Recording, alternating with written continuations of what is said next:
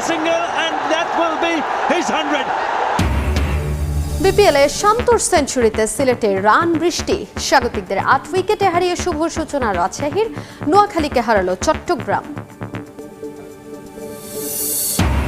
Trophy ছাড়া এই উদ্বোধন বিপিএলের বিদেশ থেকে আসছে, তাই সময় মতো না পাওয়ার অজুহাত। উদ্বোধনী অনুষ্ঠান না থাকায় হতাশ সমর্থকরা। রাজশাহীর বিপক্ষে ম্যাচ দিয়ে শনিবার শুরু হচ্ছে ঢাকার বিপিএল। দেশের ভাবমূর্তি নষ্ট করার মতো কাজ থেকে বিরত থাকার আহ্বান সোহানের। টিমগুলোর আরও রেসপন্সিবিলিটি বেশি থাকা উচিত, কারণ এটা একটা ওয়ার্ল্ড ওয়াইড টুর্নামেন্ট যেটা সবাই ফলো করতেছে। সো এমন কিছু আসলে আমাদের করা উচিত না যেটা আসলে ভাবমূর্তি বাংলাদেশে নষ্ট হয়। বিগ ব্যাশে চলছে ঋষভ জাদু। লাল সবুজ লেগের ঘূর্ণিতে কুপোকাত পার্থ স্কোরচার্স ৩ উইকেট নিয়ে জায়গা করলেন সেরা উইকেট শিকারীর তালিকায়। এবং বাংলাদেশ ফুটবল লিগে বিগ ম্যাচের উত্তাপ। টপার বসুন্ধরাকে টেক্কা দিতে প্রস্তুত আবাহনী, হারের দুঃখ ভুলে জয়ের ধারায় ফিরতে মরিয়া কিংস। শুরুতে বিপিএলের খবর। ইমনের সাজানো বাগানে নায়ক নাজমুল শান্ত বিপিএলের ১২তম আসরের প্রথম ম্যাচে তুলে নিলেন সেঞ্চুরি, আর তার দল রাজশাহী ওয়ারিয়র্স ৮ উইকেট হারিয়েছে সিলেট টাইটান্সকে। সিলেটের দিনের দ্বিতীয় ম্যাচে নোয়াখালীর বিপক্ষে ব্যাট করছে চট্টগ্রাম। টস হেরে ব্যাট করতে নেমে পারভেজ ইমনের ঝড়ো ব্যাটিংয়ে ১৯০ রানের পুঁজি পায় সিলেট। জবাব দিতে নেমে নাজমুল শান্ত ও মুশফিকুর রহিমের ১৩০ রানের অবিচ্ছিন্ন জুটিতে জয় তুলে নেয় রাজশাহী। ম্যাচ সেরা নাজমুল শান্ত অপরাজিত ১০১ রানে। শেষ ওভারে জয়ের জন্য রাজশাহীর প্রয়োজন ৬ রান, আর শান্তর ম্যাজিক ফিগারের জন্য অপেক্ষা ২ রানের। রুয়েল মিয়ার প্রথম বলে সেঞ্চুরি পূর্ণ করেন নাজমুল শান্ত। আসরে উড়ন্ত শুরু রাজশাহী অধিনায়কের। ৪ বছর পর বিপিএলে পেলেন দ্বিতীয় সেঞ্চুরি দেখা।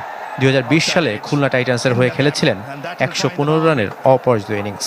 এদিন ১০১ রানের ইনিংস সাজানো ছিল ১০ বাউন্ডারি আর ৫ ওভার বাউন্ডারিতে। তবে আসরের প্রথম ম্যাচে জয় এসেছে মুশফিকুর রহিমের ব্যাটে। জয়ের সাথে বাউন্ডারি দিয়ে পূর্ণ করেছেন নিজের হাফ সেঞ্চুরিও। ২ বল আর ৮ উইকেট হাতে রেখে লক্ষ্যে পৌঁছে যায় রাজশাহী ওয়ারিয়র্স। শান্তর সাথে গড়েন ১৩০ রানের অবিচ্ছিন্ন জুটি। কিন্তু ২ ওপেনার সাহেবজাদা ফারহান ও তানজিদ তামিমের শুরুটা ভালো হয়নি। ধীর গতিতে তানজিদের ১০ আর ফারহানের অবদান ২০ রান। তবে দিন শেষে শুভ সূচনা উত্তরবঙ্গের দলটির। আলোচনা ও সমালোচনাকে সঙ্গী করে টস হেরে ব্যাট হাতে দিনের শুরুটা সিলেট টাইটান্সের। তবে ১২তম আসরের সম্প্রচার মান নিয়ে মুগ্ধ সমর্থকরা। ব্যাট করতে নেমে বিধ্বংসী সিলেট ওপেনার সাইম আইয়ুব ১৮৬-র বেশি স্ট্রাইক রেটে করেন ২৮ রান। তবে ধীরগতিতে এগিয়ে যান রনি তালুকদার। হজরতুল্লাহ জাজাই ইনিংস বড় করতে পারেননি। এরপর ঝড় তুলেন পারভেজ ইমন ও আফিফ হোসেন, দুজনে যোগ করেন ৮৬ রান। প্রায় ২০০ স্ট্রাইক রেটে ৬৫ রানে অপরাজিত ইমন। ৩৩ বলের ইনিংস সাজানো ছিল ৫, ৬ ও ৪ বাউন্ডারিতে। আর আফিফের ৩৩ রানে ৫ উইকেটে ১৯০ রানের পুঁজি পায় সিলেট।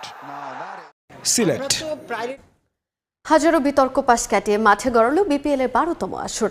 বড় পরিসরে ছিল না কোনো উদ্বোধনী অনুষ্ঠান, তবে প্রথমবারের মতো ডে লাইট ফায়ারওয়ার্কস দেখে মুগ্ধ দর্শকরা। দ্বিতীয় ম্যাচের আগে কনসার্টেরও আয়োজন করে বিসিবি। তবে উদ্বোধনী ম্যাচ দেখতে এসে হতাশ সিলেট টাইটান্স সমর্থকরা। সিলেট থেকে নওশাদ আহমেদের ছবিতে অপু বণিকের রিপোর্ট। সব শঙ্কা কাটিয়ে অবশেষে মাঠে গড়িয়েছে বিপিএলের দ্বাদশ আসর। দেশের সবচেয়ে বড় ক্রিকেট উৎসবের সাক্ষী হতে সিলেট আন্তর্জাতিক ক্রিকেট স্টেডিয়ামে হাজির হাজারো দর্শক। পবিত্র কুরআন তেলাওয়াত দিয়ে শুরু, এরপর আধিপত্য বিরোধী আন্দোলনের শহীদ শরীফ উসমান হাদির স্মরণে পালন করা হয় ১ মিনিট নীরবতা। সব আনুষ্ঠানিকতা শেষে ২৫,০০০ বেলুন উড়িয়ে আসরের উদ্বোধন ঘোষণা করেন বিসিবি সভাপতি ও বিপিএল গভর্নিং কাউন্সিলের চেয়ারম্যান আমিনুল ইসলাম বুলবুল।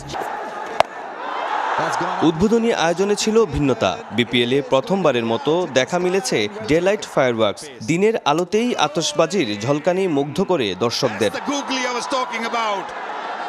প্রথম ম্যাচ শেষে শুরু হয় উদ্বোধনী অনুষ্ঠানের দ্বিতীয় পর্ব। নাচ ও গানের মনোমুগ্ধকর পরিবেশনায় মাতোয়ারা হয়ে ওঠে স্টেডিয়াম। বিপিএলে অংশ নেয়া ৬ ফ্র্যাঞ্চাইজির জার্সি পরে দলগুলোর থিম সঙ্গে শিল্পীদের নৃত্য পরিবেশনা ছিল বিশেষ আকর্ষণ, যার মধ্যমণি অভিনেত্রী তানজিন তিশা।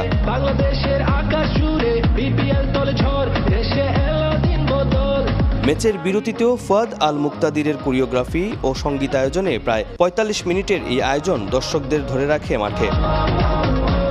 বিপিএল এর আয়োজন ঘিরে ছিল কঠোর নিরাপত্তা। বিজিবি, পুলিশ, র্যাব, আনসার বাহিনীর সদস্যরাও ছিল। কানায় কানায় পূর্ণ ছিল সিলেট আন্তর্জাতিক ক্রিকেট স্টেডিয়াম।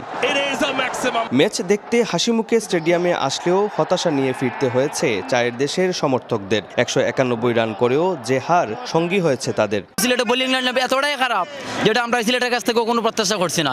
মিরাজ ভাইয়ের ক্যাপ্টেন্সি এবং মিরাজ ভাইয়ের বোলিং আমাদের খুবই হতাশ করেছে। ফিল্ডিংটা আমাদের ব্যর্থতা। তাছাড়া আমরা অবশ্যই কামব্যাক করবো। অলরাউন্ডার মঈন আলী যখন আসবে আমাদের টিমটা আরো শক্তিশালী আসবে। আমাদের প্রত্যাশা আছে নেক্সট টাইম সিলেট ভালো করবে ইনশাআল্লাহ। ফুল সাপোর্ট চাইছিলাম ভাই, সিলেটের লাগি পারছি না। সব মিলিয়ে শঙ্কার কালো মেঘ সরিয়ে আবারও ক্রিকেটের রঙিন উৎসবে ফিরেছে বিপিএল। এখন দেখার বিষয় এই উৎসব কতটা নিরাপদ ও সফলভাবে এগিয়ে নেওয়া যায় পুরো আসর জুড়ে।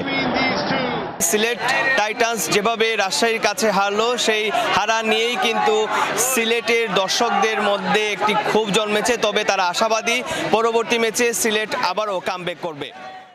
নতুন আসরেও বিতর্ক পিছু ছাড়েনি বিপিএল এর। ট্রফি ছাড়াই হয়েছে দ্বাদশ আসরের উদ্বোধন। বেলুন উড়িয়ে হয়েছে দায়সারা অনুষ্ঠান। তবে ক্রিকেটার থেকে সমর্থক সবাই স্মরণ করেছেন উসমান হাদিকে। সিলেট থেকে আশিক রুদ্র রিপোর্ট। সামাজিক যোগাযোগ মাধ্যমে ক্ষণ গণনা হলো, দলগুলো প্রস্তুতি নিল, যথাসময়ে টুর্নামেন্টও মাঠে গড়ালো। কিন্তু ট্রফি কোথায়? যার জন্য ৬ দলের লড়াই, সেই কাঙ্ক্ষিত ট্রফির দেখা নেই। অনূর্ধ্ব ১৭ দলের দ্বিপাক্ষিক সিরিজ, এমনকি নারী বিসিএল এরও যেখানে ট্রফি উন্মোচন অনুষ্ঠান হয়, সেখানে বিপিএল এর মতো ফ্র্যাঞ্চাইজি লিগ উপেক্ষিত। বিপিএল গভর্নিং কাউন্সিলের উদাসীনতা যার মূলে। যে ট্রফিটা আগে ছিল এটা অনেক গতানুগতিক ট্রফি, ওইটা চেঞ্জ করে নতুন একটা ট্রফি আনা হয়েছে, but it was not up to the mark. সেই জন্য চেঞ্জ করে আবার ট্রফি আনা হচ্ছে এবং খুব দ্রুত এই ট্রফিটা আমাদের হাতে আসবে। কোন রকম একটি উদ্বোধনী অনুষ্ঠান করে দায় সেরেছে বিসিবি।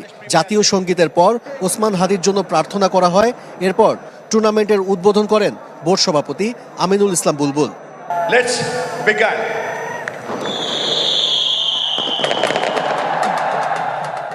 হাজার খানেক বেলুন উড়িয়ে নিজেদের সীমাবদ্ধতা ঢাকার চেষ্টা বিসিবির।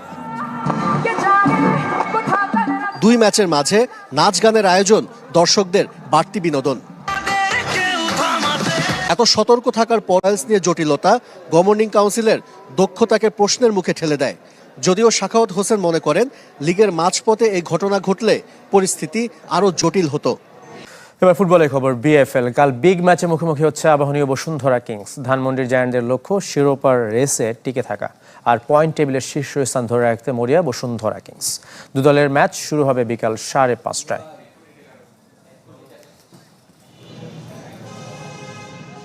প্রিমিয়ার লিগ থেকে নাম বদলে হয়েছে বাংলাদেশ ফুটবল লিগ। তবে আগে পরে ভাগ্য খুব একটা বদলায়নি আবাহনীর। 7 ম্যাচে 2 জয়, 2 হার, 3 ড্র, 9 পয়েন্ট নিয়ে আছে টেবিলের 5-এ। অধারাবাহিক আকাশ নীলদের অন্যতম কারণ টিম কম্বিনেশন আর ইনজুরি। বিগ ম্যাচে বসুন্ধরার মুখোমুখি হওয়ার আগে দুটোই কাটিয়ে উঠেছে সাবেক চ্যাম্পিয়নরা। শিরোপার রেসে টিকে থাকতে কিংসকে হারানো কতটা জরুরি তা ভালোই জানা ধানমন্ডির জায়ান্টদের। না, অ্যাকচুয়ালি আবাহনী যখন খেলে তখন চ্যাম্পিয়ন হওয়ার জন্যই খেলে এবং আমাদের সিজনের প্রিপারেশন সেরকমই ছিল। মাঝখানে কিছু প্লেয়ারের ক্রাইসিস এবং ইনজুরির জন্য আমরা সেটা আমাদের ধারাবাহিকতা ঠিক নাই। তবে আশা করি আমাদের ইনজুরি এবং অন্যান্য বিষয় আমরা কাটিয়ে উঠতে পেরেছি। বসুন্ধরার ভালো টিম, নিঃসন্দেহে ভালো টিম, এবং আমি মনে করি আমরা লিগটা আনতে পারি নাই। উইনিং শটের পর মুশফিকের এমন সেলিব্রেশনে মেসেজটা ক্লিয়ার, সমালোচকদের কোনো কথা কানে নেবার সময় নেই মিস্টার ডিপেন্ডেবলের। বয়স আর অভিজ্ঞতার দোহাই দিয়ে টি-20 থেকে ছেটে ফেলা, নিলামের টেবিলে প্রথম ডাকে দল না পাওয়া, মুশফিকের এই এক ইনিংসই যেন সবকিছুর জবাব। 2 ছক্কা আর 1 হালি চারে মুশফিকের 31 বলে 51 রানের ইনিংসটা আধুনিক টি-20-র বিবেচনায় হয়তো খুব বড় কিছু নয়, কিন্তু মুশফিক এই ম্যাচে শুধু নিজে রানই করেছেন ব্যাপারটা এমনও তো নয়, বরং ওর জুনিয়র সতীর্থ নাজমুল শান্তকে প্রতি মুহূর্তে সাপোর্ট দিয়েছেন। আর সেই সাহসেই তো নাজমুল শান্ত তুলে নিয়েছেন দুর্দান্ত এক সেঞ্চুরি। তানজিদ তামিমের বিদায়ের পর উইকেটে আসা নাজমুল শান্ত প্রথম 16 বলে করেন মাত্র 16 রান, এমনকি ব্যক্তিগত 50 রান করতেই খেলেছিলেন 36টা বল। এরই মধ্যে সাজঘরে ফিরেন সাহিবজাদা ফারহান, উইকেটে আসেন মুশফিকুর রহিম। বড় ভাইকে পেয়েই হয়তো কিছুটা নির্ভর ছিলেন ক্যাপ্টেন শান্ত। অর্ধশতকের পর তাই ওর ব্যাট থেকে আসতে শুরু করে একের পর এক 4 ছক্কা। কোনো ওভারে শান্ত, আবার কোনো ওভারে মুশফিকুর রহিম, কাঁধে কাঁধ মিলিয়ে দুজনেই হাঁকিয়েছেন 4 ছক্কা। ব্যাকফুটে পড়া রাজশাহী ওয়ারিয়র্স অভিজ্ঞ এই দুই ব্যাটারকে নিয়েই দেখতে থাকে স্বপ্ন। এ যাত্রায় আর হতাশ করেননি কেউই। মুশফিকের অর্ধশতকের আগেই সেঞ্চুরি তুলে নিয়েছেন নাজমুল শান্ত। দুজনেই মাঠ ছেড়েছেন জয়কে সঙ্গী করেই। নিলামের পর থেকেই সবচেয়ে আলোচিত রাজশাহীর প্রথম ম্যাচের 8 উইকেটের জয় পয়েন্ট টেবিলের তালিকায় ওদের যেমন ভালো অবস্থানে রাখবে, একইভাবে মুশফিক শান্তর 130 রানের জুটি কিংবা 190 রানের পাহাড় সম টার্গেট পার করতে পারা সবকিছুই বাড়াবে ওদের মনোবল, মেন্টালিও এগিয়ে রাখবে বাকিদের চেয়ে। বিপিএল এর বাকিটা পথ ওরা প্রথম ম্যাচের মোমেন্টাম ক্যারি করতে পারলেই তো রাজশাহী ওয়ারিয়র্সের পোয়া 12। পিচে থাকাকালীনই যখন দেখা যায় ব্যাটারের এমন আকর্ণ বিস্তৃত হাসি, বুঝতে হবে তিনি ভালো সময় কাটাচ্ছেন। ছবিটা বিপিএল এর প্রথম ম্যাচের 19তম ওভারের। শ্রীলঙ্কান পেসার বিনুরা ফার্নান্দোর ইয়র্কার বল ছক্কা হাঁকিয়েছেন ইমন। হাসি বলে দেয় বেশ উপভোগ করেছেন শটটা। শুধু ওই 1-6 নয় বললে ভুল হবে না, এদিন হাসতে হাসতেই বাউন্ডারি হাঁকিয়েছেন ইমন। 4টা 4 আর 5 ছক্কায় 197 স্ট্রাইক রেটে ইমন করেছেন 33 বলে 65 রান। চলতি বিপিএল এর প্রথম 50 করে রেকর্ড বুকেও জায়গা করে নিয়েছেন এই ব্যাটার। আর এই সবই কিন্তু হয়েছে অপরিচিত পজিশনে ব্যাট করতে নেমে।